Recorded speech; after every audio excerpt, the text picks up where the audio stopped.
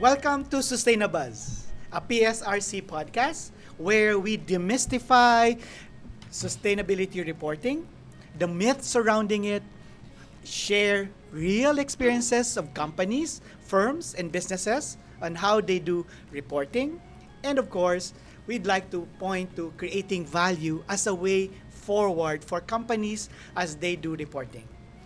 For this episode, we are going to talk about something very, very close to our hearts. When we were still young, we learned a lot of songs in kindergarten. Right, Benji?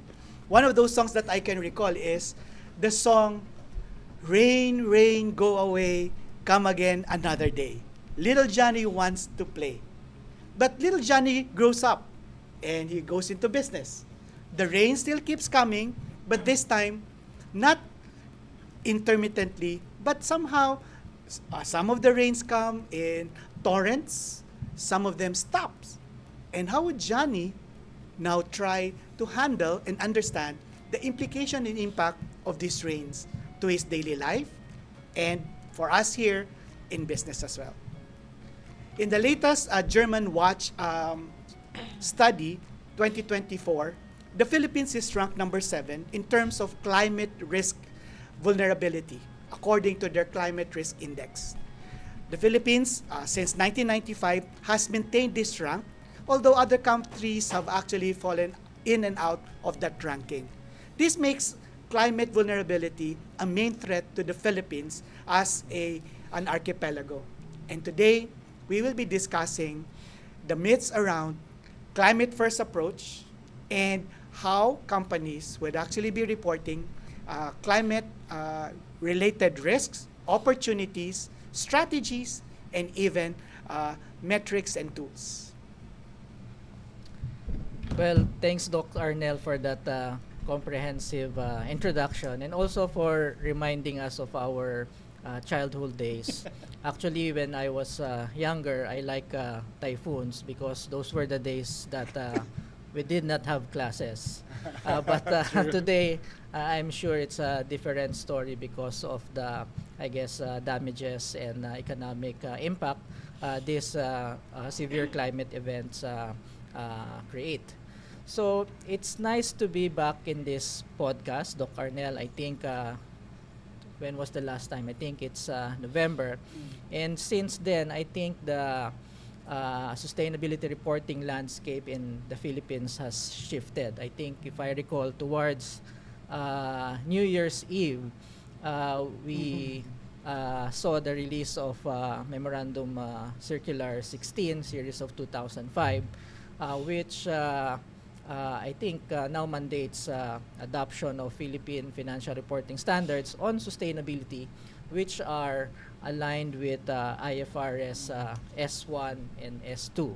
Okay, so with that, I think for our reporters and I guess sustainability, compliance, and even finance leaders now, the conversation has shifted from will we report to are we ready to report? So I guess that's what we really want to unpack in today's conversation. First, from a scientific point of view, because all disclosures must be grounded in science. That's true. So today, maybe in Sustainabuzz, we will use twin words to help us understand what IFRS S1, in particular S2, is all about. First, Benji already mentioned, RR. What is climate reporting and climate readiness? We'll discuss what that is and how it affects us in our business lives and professional lives as well. Second, the twin words of risk and opportunity. Sustainability reporting will not be complete without a clear understanding of climate risk and opportunities. But in terms of climate, I think when little Johnny wants to play outside, he can either take a look at play in the rain, adapt, right? Change the playing field, change the games that he would like to play or its plans, or he can mitigate, bring an umbrella, or maybe plant more trees so that he will be shaded from all of this, right? Yeah. So Benji is correct. In all of these twin words, we will have two perspectives too. The scientific community, where we take a look at sustainability science as a foundation to all of these things that we're discussing, and of course, how companies have implemented their own programs in terms of reporting this. So without further ado, allow me to welcome two distinguished ladies who will be joining us in our discussion and talk for today. So first, we'd like to welcome Miss Yvonne. Maybe Yvonne can share a few words and introduce yourself. Yvonne Flores here. I am Head of Sustainability for the Gokongwei Group. For today, I'm happy to share our climate journey. What we learned as a group, which spans across several industries, real estate, aviation, food and beverage, as well as retail. Wonderful. Thank you very much, Yvonne. We'll hear much about how climate has impacted businesses and how you're able to report on those, right? Thank you very much, Yvonne. And of course, from the scientific community, we would like to welcome Dr. Leah. Thank you for the invitation. First, I'd like to give you an overview of myself. So, you thought it's all science, but I started as an architect, and an urban planner. And then eventually, I felt so guilty about what I did. So, my uncle once said, you have to brace up because something will be happening in the next 20 years. My uncle is Dr. Raimundo Punong Bayan. I'm a Punong Bayan. And then he told me, I was already enrolled in another PhD course. You go to that school and then look for somebody there. Because the trend now is environment. So yes. I decided to pull out my credentials and go towards this because I saw the need really to address what is happening now, especially in the last 20 years. It's so alarming already. So I think this is a very good idea to come up with this, especially if you're looking at sustainability as a science, but you have to, as I said, you have to bring that in the level of sustainability education as well. So this is our advocacy in Miriam College, especially in the department, is to make sure that students understand not just the study of the environment but to how to manage and sustain it. So let me go straight there, Doc Leah. You mentioned about education, right? Maybe it would be good to start our podcast with an understanding what Climate First is all about and how Climate First is actually referred to in the reporting standards, which is now being adapted, called PFRS S2. The last 20 years became critical, especially in our country. You were mentioning a while ago where we stand in the world in terms of vulnerability. But you have to look also that there was a time we're second in the most disasters that came. So tayo talaga, all disasters that you can think of. So with this type of background that we have, essentially it has to start from somewhere that normalcy will come even during those periods. And the best part of it is having the businesses to continue even during those periods. That's why it's very essential that you put climate first because you're looking not on the short term but on the long run and a cyclical. So you cannot stop. You cannot even take a lot to stop the typhoon, but you can always say you can adapt. Diba? So this is a cyclical thing. It will come. It will always come. We don't know when. We don't know how intense. But we all know that there are ways to adapt it, especially the business. Because this is our lifeline as well. Because we have to earn, not just profit, but to make sure that the economy is in full swing, even in the middle of all these disasters. So climate first is very important if you want to see a long term, not just the short term. Kasi when it become natural, hindi pwede kasing fast track eh. So it has to be looking at the long term. Long-term horizon. Yeah. So that becomes now a mindset, a way of thinking that at least most of us should actually have, right? Yeah, actually, Doc Leah, I like what you said about normalcy even during these events. Yes. And I think that points toward resilience. Yes. Companies, I guess individuals, communities have to be resilient in face of these calamities. And I guess the forecast is these things will become more severe and more frequent. So that's why as early as now, we have to build infrastructure, we have to be more resilient, plan things ahead, and anticipate that these things will really happen in the future.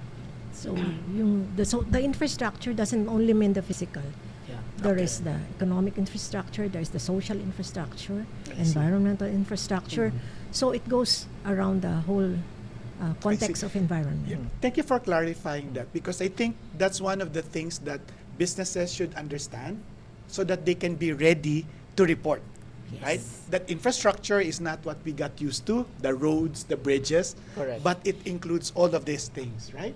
Yes. So so now let's shift to from a corporate perspective. So Yvonne, I think you've seen this firsthand in Gokongwei Group, and I'm curious how Climate First has influenced policies in your organization, and how this information also influence capital allocation, because I would like to believe that Climate First would be more than just disclosures. It's really about translating that into financial information so that the decision makers will be more informed in their capital allocation, investments, etc.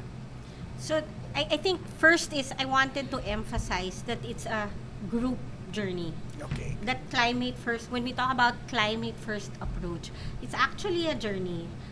We're not mature.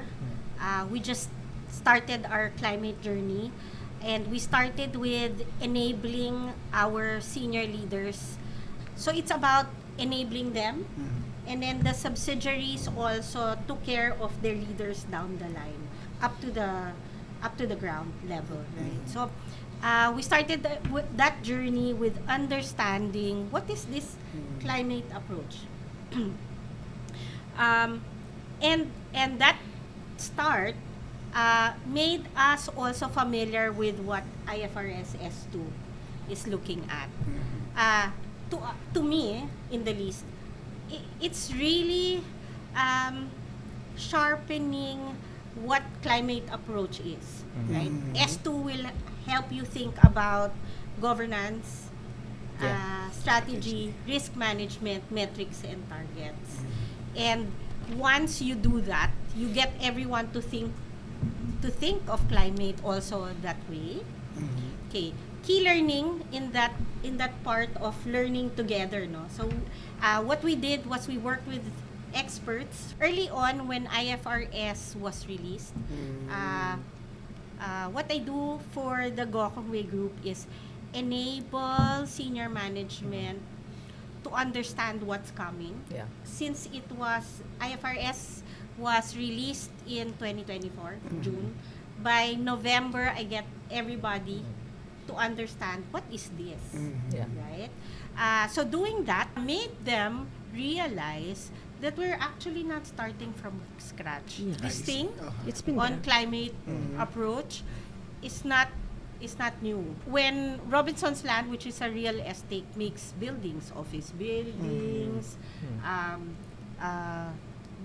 Bridgetown, which is our flagship township, our township, our architects, our engineers have considered climate. We realized that it was part of how we design. Okay. I see. As we were going through that process of sustainability risk assessment, transition risk assessment, it already, there is a portion of, yes, we're already doing this. So there's a validation. I see.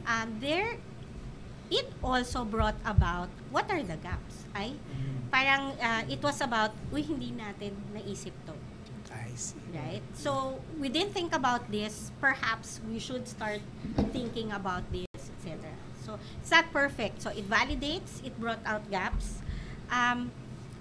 One of the things that also in that process made us think further is understanding financial impact. I see. Really. For the risks that we have, for transition risks, for other sustainability risks as well. So, we're not there yet. We continue to study, we continue to understand, we continue to iterate the process so that we're able to bring out new realizations. The point on financial impacts is still a journey Yeah. that we're still going through. Yeah. Yeah. That also validates Doc Vea's commentary earlier that it begins with the understanding. I guess that's the foundation of everything. There has to be Yeah. very good understanding of what these risks and opportunities are. And what you said about journey, I think that's very real. And it will be experienced by many organizations, whether SMEs or conglomerates or whatnot. Now, I'm curious, since this is a journey, how was the evolution? Where did you start? And what were the Wow. changes over time as you mature?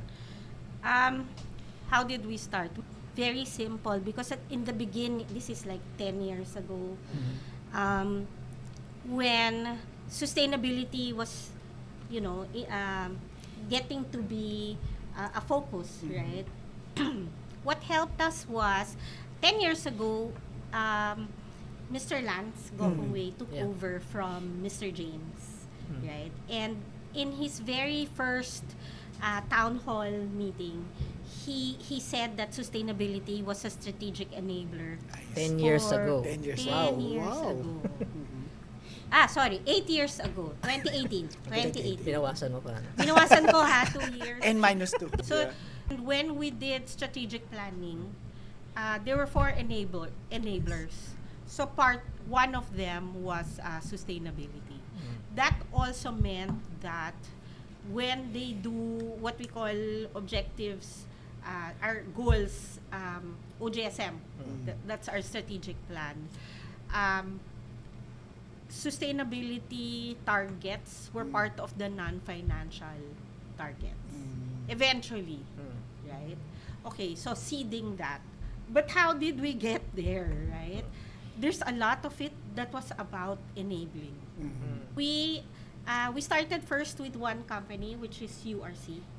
Okay. We started with that. And then after the following year, again, we worked with experts to work with the other subsidiaries. So we went Robinson's Land, Robinson's Retail, Yeah. Cebu Pacific.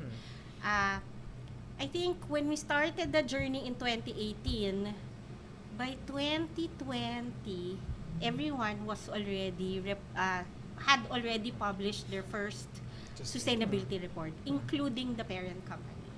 It was long for the parent company because we had the subsidiaries do the groundwork first. They had to release their initial reports first before us. So, 2019, all subsidiaries had released the report. 2020 Yeah. was JGS initial. So, there's a lot of collaboration. There's a lot of trust in the process as well. That we're bringing them to the right path in Yeah. thinking sustainability. Yeah. And before I pass Yeah. Doc Arnel, just want to close that discussion. So I think that approach is, I guess, a good example also for bigger companies. No? Because for bigger companies, I guess adoption of this new reporting standards can become very challenging because there's a lot of moving parts. But I guess having like a lighthouse, no, a pilot company to do it first and then eventually cascade to everyone in the group makes it more efficient and more manageable to the companies involved. Yeah. If I may, you were mentioning about the architects, the engineers, but this is actually even during the conceptualization of a physical building, physical office like that. It's a requirement that you do an environmental impact assessment. At along the way, it should be managed, and sustainability is part of management. This is already a regulatory process. It's an EIA. I see. However, they did not know the importance of this. This is really very important because part of the EIA is the social value, social impact, everything. And of course, it translated to the life of the company, to the life of the building, Yeah. until it goes around what would be the another use, the next use of the, or another company will be taking it over, then another series of impact assessment. I see. So, dun pa lang, kita mo na talaga that monitoring is part of the So I'd like to unpack that because apparently we have all this notion that this is something new and we don't know what to do with it. Like sustainability is a big word. So unpacking it, today we'll talk about climate, right? And you mentioned that most companies would start already a project, major project with an impact assessment that they do. So in other words, they already have, in other words, a baseline. Yes, it's a baseline.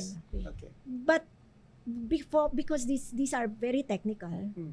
they thought it will stay as technical, but they didn't know that it could be translated into what you're saying. Okay. For example, mining. So Yeah. those post mining, what would happen after that? So because you have already some impact, which is a long term impact. So what will you do? So even if you left already the business, if you've been it should still be in the sustainability track. I see. Yeah. So hindi yung pag natapos na yung negosyo mo or wala ka na, That's tapos it. na no. Mm. Your duty is really to make sure that kung hindi mo man siya mabalik sa dati, dapat within the range of less impact, less negative impact Less to the negative. environment. Thank you for sharing that. I think it would be good to emphasize that part, that when talk about readiness, we already are doing this. I think it's also proof to what Yvonne mentioned a while back, that once you really take note and understand, you're doing it already. Yes. Except that we're not actually doing that in a reportorial requirement and some sort of a format to communicate it. Correct. And then yung confidence level. You have to be assured that what you're doing is right. So that's the point of having these guidelines. Okay. So That's good. it will guide you. You already knew it, I'm sure. But there's no, parang you need a track para hindi ka mawala. But you have also to remember that all businesses, iba-iba ang hazards Correct. that Okay. they are exposed to. Not just the vulnerability, but the hazards. Correct. And meron pa isang element, yung place where they are located. Yeah. Hindi pwedeng, for example, sa inyo, may mga subsidiary. Of course, you cannot use the same metrics to all kasi Yeah. Mhm. iba-iba yung condition of the Yeah. localities they are in.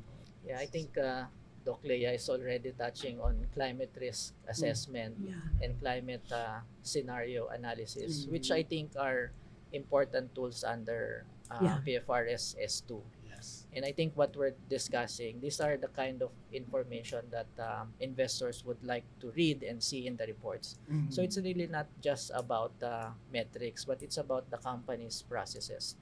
And I think that will really improve the credibility of the company that they're really addressing this risk. I think one point I want to emphasize, this is not about reporting metrics. It's No. about showing, demonstrating to the investors that, hey, we have instituted these processes, we have these governance structures that will look at this risk in the long term.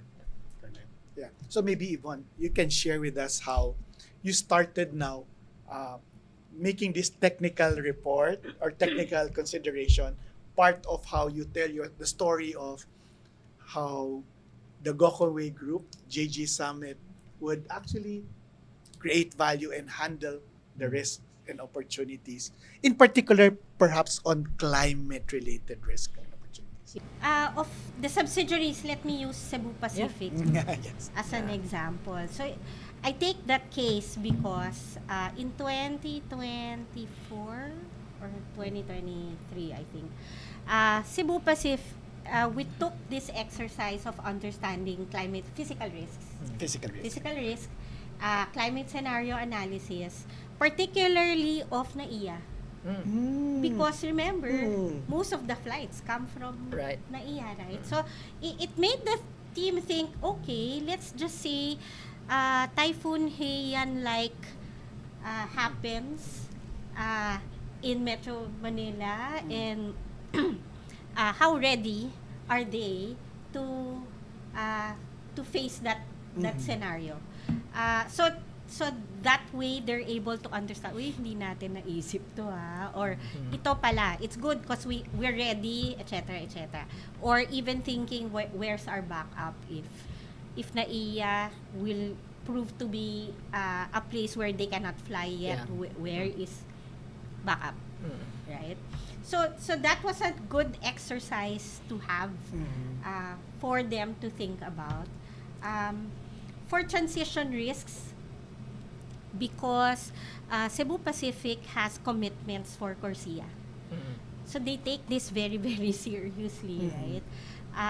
It also means that their carbon reduction strategy is something, and they have targets. It's something that they bring into their business plans as well. So it made them further understand, to make the CORSIA requirements, they need to be able to think about they have to do what they have to do starting 2025 onwards. 2025 onwards in terms of carbon reduction. That's why you hear a lot about. First thing was about neo planes Yeah, the for new ones. fuel Yeah. efficiency. Yeah. They also started studying SAF, right?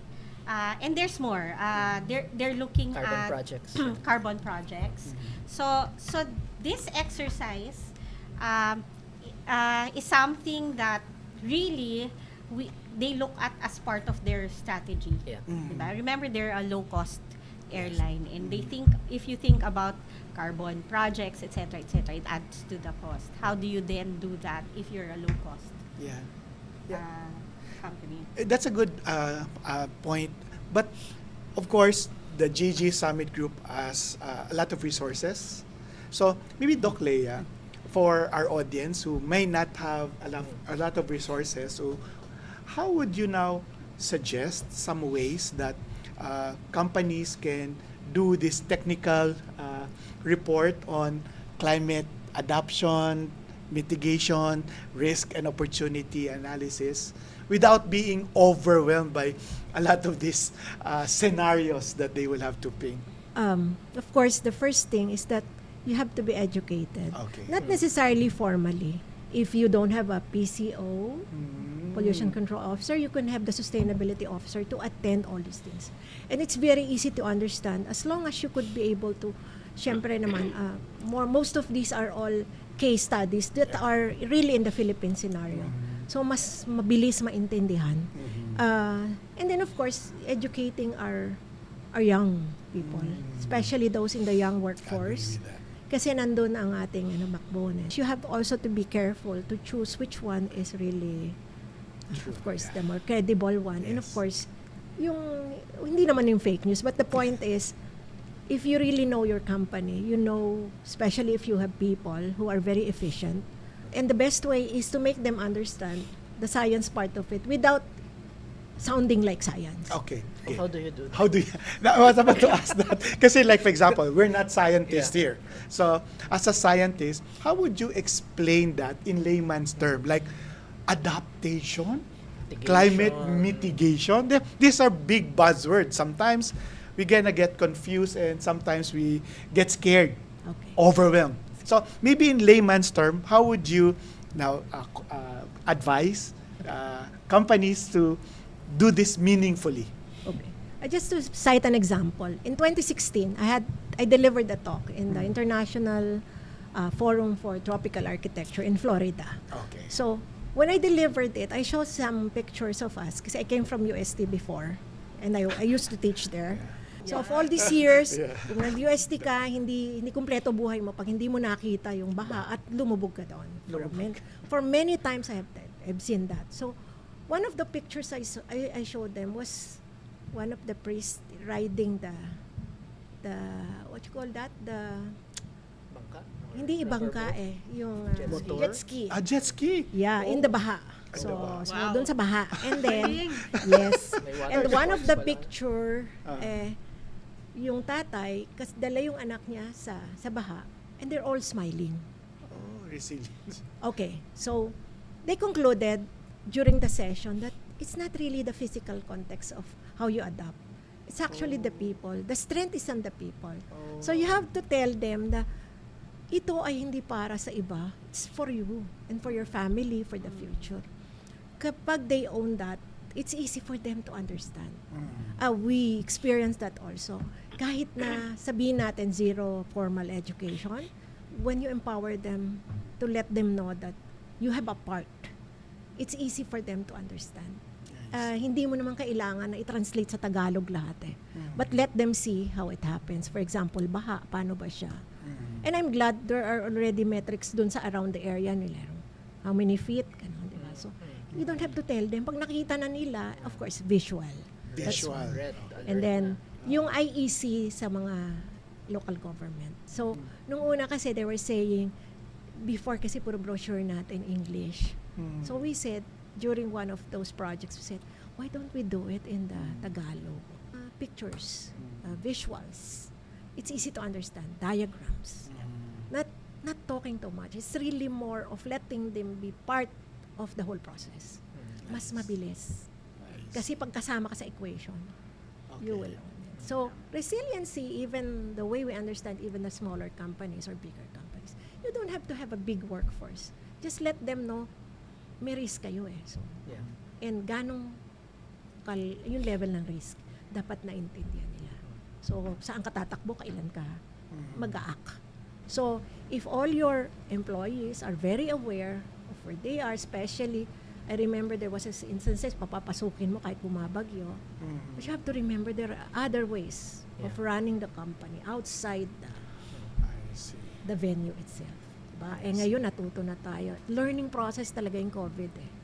Because it paved way for different ways of understanding how climate is. And meron kasi kaming term na microclimate. Okay. Oh, yeah. Kahit na yung barangay mo, sa kabilang barangay, iba. Eh kasi iba yung vulnerabilities mo. Iba yung lugar mo, nasa malalim ka, nasa mataas yung isa. Kahit sa lugar kayo, if you have 18 barangays, hindi kayo pare-pareho ng vulnerabilities. I'd like to pick up on that, Doc Leah, and maybe Yvonne, you can share more on what's that microclimate. So that's why I think when we do vulnerability assessment, it's very important to know the longitude and latitude of the asset you are assessing. No, it cannot be a big area that you put a generic risk rating. So it has to be the characteristic of that asset. Site-specific. Site-specific, The topography, the all characteristics of that asset. So it really cannot be a generic risk Yes. rating. And it's good you also mentioned about infrastructure because some locations have adaptive measures in place already. Like they may have a good drainage system, others may not. So the risk of flooding there will be very different. So I'd like to hear more from Yvonne. I know JG Summit has done geospatial analysis for your assets, not just assets, maybe even your entire value chain, supply chain, distribution network. Can you share a bit of the process and the experience? Yeah.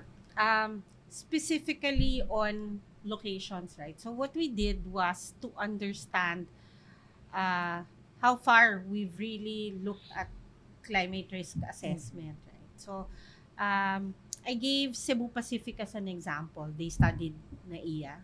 Okay. For URC, which is a food and beverage company, URC actually has the largest sugar mills in the Philippines right now. So the study was about a particular location, sugar mill, which is in Kabangkalan. That's our biggest sugar mill. Kasi it was very interesting because you have the sugar mill there. In the nature of its business, it is dependent on agriculture, on farming.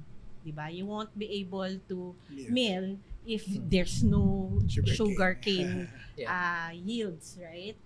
So that's a very particular study na looking at that location and that mill itself. The other one was real estate. So we looked at Bridgetown, which is our township now, our flagship, and looked at how ready we are. Kasi in that township, we have our buildings as well, how ready we are in terms of physical risks such as typhoons, flooding, because that's by the Pasig River. Pasig River. So that one made us think some more about our locations and how we run our business. Understanding, for example, in the URC case, is that we're dependent on the farming around that area. And I'm sure that information influenced the senior management and even the board somehow to invest in adaptive measures. Yes. Yeah. Yes. Before we leave the topic on SMEs, Doc Arnel, you mentioned that for SMEs they don't have the resources available, and I'm curious, maybe from the point of view of Doc Leah, uh, do we really need a team of scientists and consultants to be able to comply with disclosures, or are there baby steps that they can start with? Yeah, as I was saying, you could probably train the sustainability officer. That's part of it. And it goes like, it's a domino effect. And then, especially now, they're getting younger sustainability officers that's still studying in schools or they're still training in some points of it, which is good. Kasi it's a continuous learning. Now, when I say you don't need a consultant or something, it's just saying that parang sinabi mo rin na we cannot do everything. We don't know everything. So, it really has to come to a point that you have to invest in it. Na talagang, if you want really a good result, you have to invest on learning this. Yeah. Oo, kasi may cost, pero the cost is actually can be more of a profit and opportunity as Yeah. well. So maybe just to wrap up our conversation, I think we want to give them a cliffhanger because there are a lot of more things that we can understand here. That's why we have more sessions to come. So stay tuned there. So maybe just to give some takeaways, we would like to ask Doc Leah first. Some of key points that you may want to leave our listeners. Okay, so climate first approach basically is not a new paradigm. So it's been there. We just call it several names. But as early as 1970, and this is already an organic movement, meaning to say that you have to be tracking through the natural way of life. So, and sustainability is tracked from that point of view. So, hindi po mahirap, hindi rin siya madali. It takes a lot of, it's the village that will do. Hindi siya one-time approach. It's a continuing process. So we have to remember na all of us as a part. We are not looking at just the community per se, but all that runs the community, especially the businesses that gives work for our workforce there in the community. Kasi pag alam na natin kung nasaan sila, kung saan ang risk, we could always say adapt, we could always be resilient. Ang importante you understand where you are and what you are going to experience later on. Kahit hindi mangyari, at least prepared ka sa eventualities. Yes. So And that's that is not fake news. yes. Yvonne? I think this climate first approach is actually a journey. Okay. Yes. So you start where you are. There are things that you already know, and you will discover things that you don't know, right? And then you just keep on doing it again and again so that it Until you brings perfect. you to an understanding that here, this is where we are, right? And knowing that, then you will be able to integrate it to strategy, right?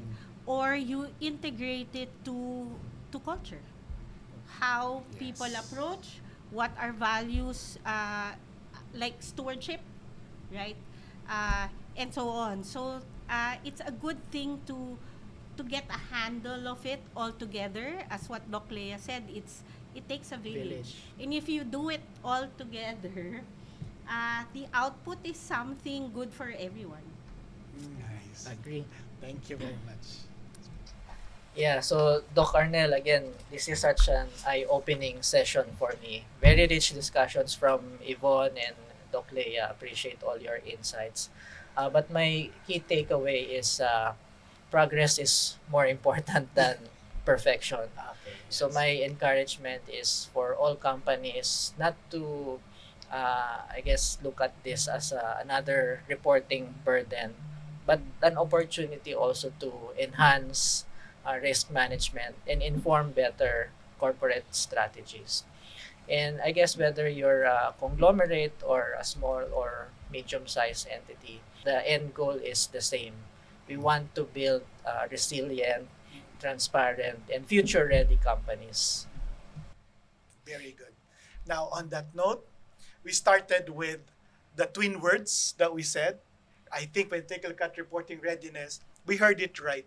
It's not new. It's something there that we all have in our backbone, in our back burner. But it's a journey to discover, rediscover, and uncover. And I think that's where the learning and the value comes in, right?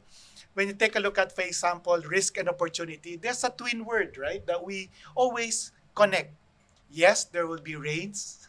Rains come and go, as Johnny would realize as he goes out.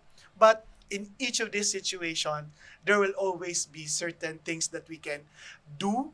And that's why we need to analyze whether this rain is enough, whether this will lead to certain hazard in certain area and locality.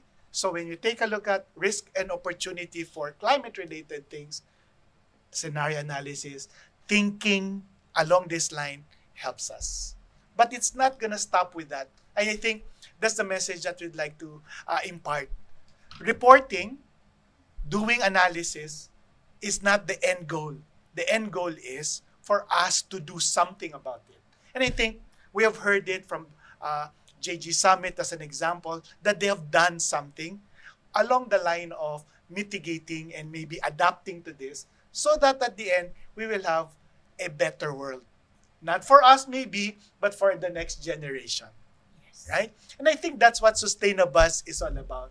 Making this fancy word, very difficult word, more real to us and more clear in order for us to understand more, think better, and do more with the things that we have.